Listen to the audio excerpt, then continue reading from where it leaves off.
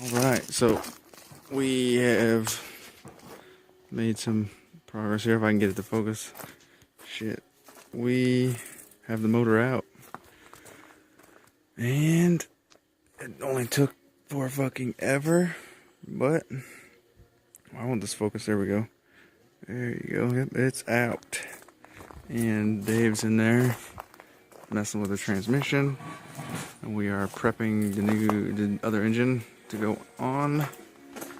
And this one had an exhaust leak, and we thought it was the gasket or the flange, but upon further inspection, that's what we found. It's cracked basically completely in half from here all the way, and all this sooty shit was getting sucked out this pipe and up into my intake, which is not good.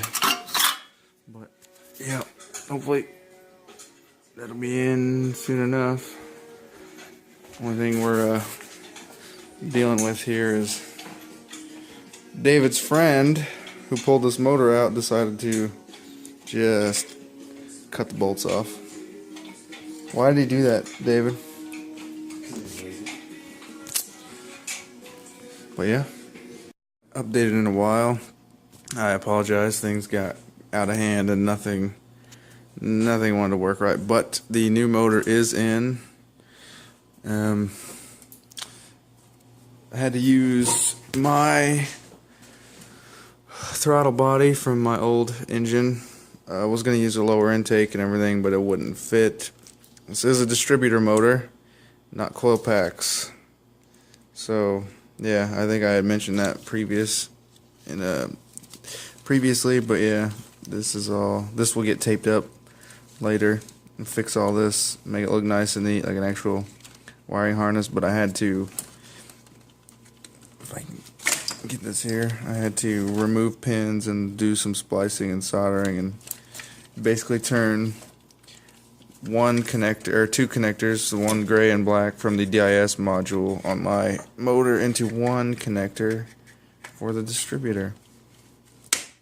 And once Alex gets back, I'm going to hand the camera off to him and we're going to start it up.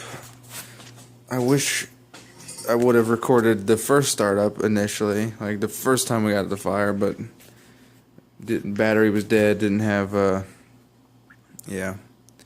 We just didn't get around to it. So this will be, to show you that it does run.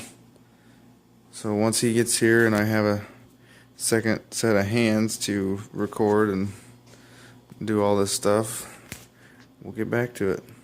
Got this, Alex? Yeah. Alright. It's gonna be loud. Like loud. Because there's no exhaust.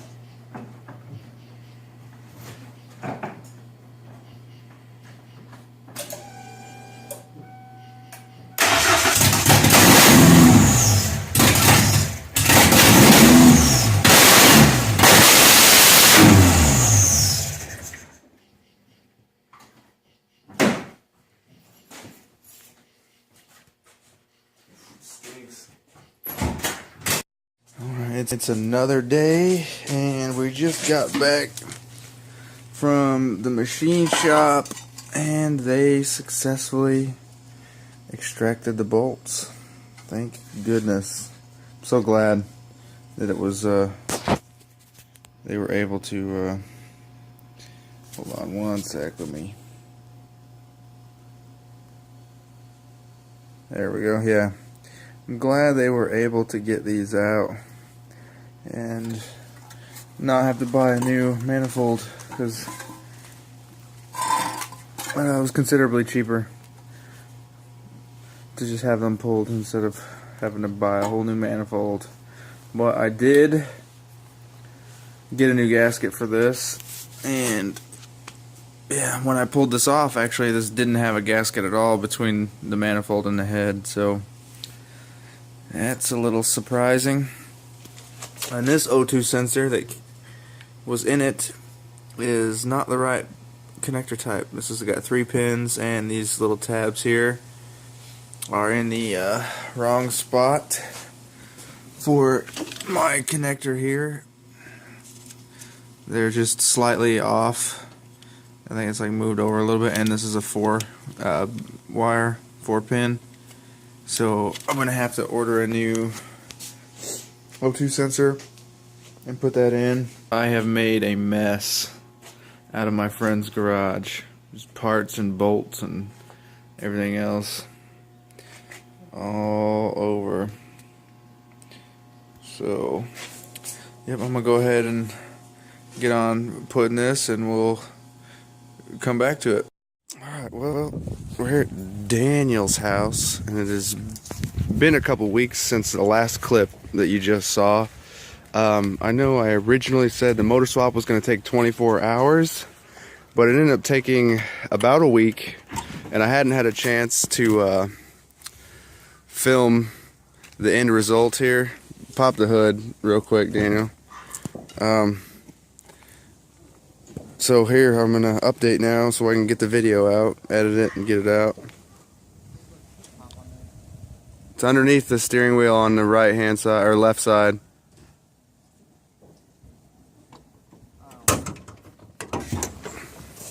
Let me prop this up here. Yep. Alright. So yeah. Distributor 2.3 is in. I've been driving it for about a week or so. Only problem I'm having is still the same problem I had with the last motor. It doesn't like to heat up.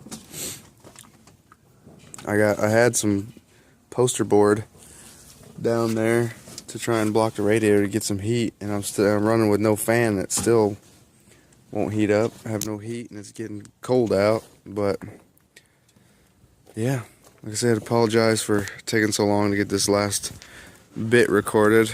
We'll go ahead and show it to you running. But yeah, it runs pretty smooth, a lot smoother than the old engine I had. But yeah, got some belt chirping going on. Here, let me see if I can't.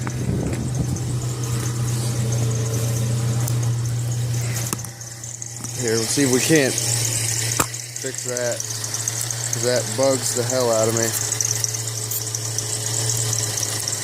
There we go. I can get this thing in there.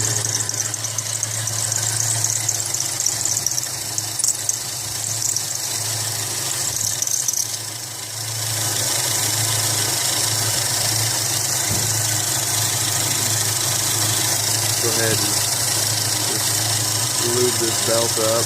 Lube it up so it won't chirp. And then yeah, so this Mustang is far from done. We're going to be doing some other different stuff to it. Maybe a completely different drivetrain swap, but that's a huge maybe. Don't know how that's gonna go, but yeah. And this, you might notice this here. We're gonna discuss that in a future video. That happened between last clip that you just saw and now, so that will be covered and fixed and discussed in a future video. Go ahead. So yep, that's it. I'm gonna close this up here, and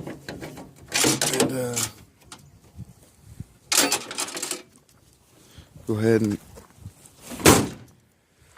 well, we'll see ya next time.